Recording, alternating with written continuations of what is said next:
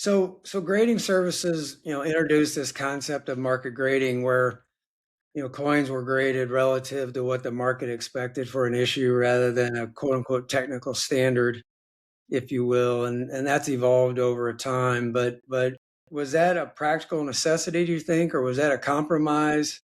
What was your sense of that philosophy?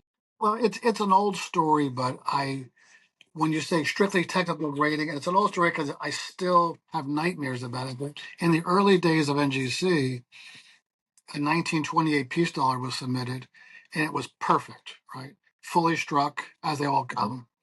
But the coin was the brown and green, so looked like some of those Hawaiian commemoratives or Yeah, something. yeah, It was kind of model looking, but it was perfect, right? And we graded a 65, and it went to a show, and the market puked it out. I mean, no one wanted. We got complaints, and we kind of learned. I said, something. Technically, the coin's all there, but the market says no. The market wants a prettier coin. The market would prefer a 1928 peace dollar that's white or near white, that has flashes, has a few marks on it. So is that technical?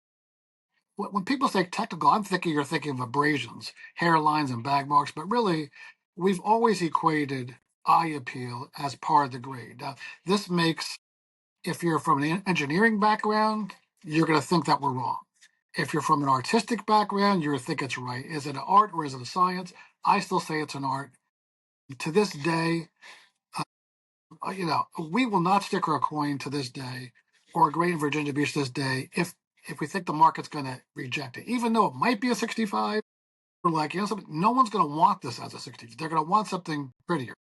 So I've always argued that I don't really know how to grade coins. I think I'm overrated as a grader, but I know what coins are worth. And if I see a 1928 peace dollar and it's worth $5,000, it's going to get a sticker, right? And 65, right? And if it's worth 1,200, even though it might be technically 65, it's not going to get a sticker because out of the holder, it's worth 1,200. I have to look at them as how they would trade, from how experts would buy them out of the holder. yeah. Makes sense. So, what was one of the things that was an interesting that we hear a lot from our readers are, the slabbing process, obviously physically separated the coin from direct handling and being able to touch it and all that kind of stuff. I said, so did the psychology of collecting change when that happened because you've got this plastic holder, or did people just kind of got used to it at some point in time and got away from the tactical nature of it?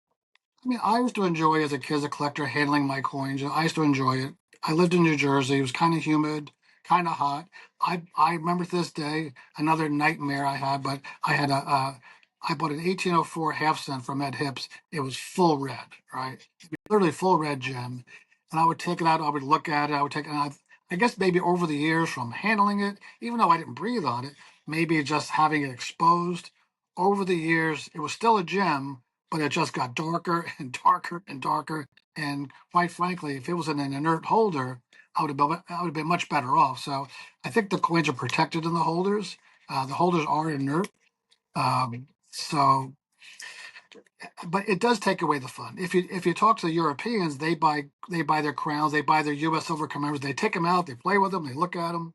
And that's fine. There's nothing wrong with that as long as you're not doing it to a gem uncirculated coin, right? If you take an XF bust half that's lightly cleaned, you're not really going to hurt it by putting your fingers on it or tossing it. It's not a problem. But if you buy a superb coin, you'd rather have it protected. Yeah. No, it makes sense. It makes sense. I can see pros and cons of both. Yeah.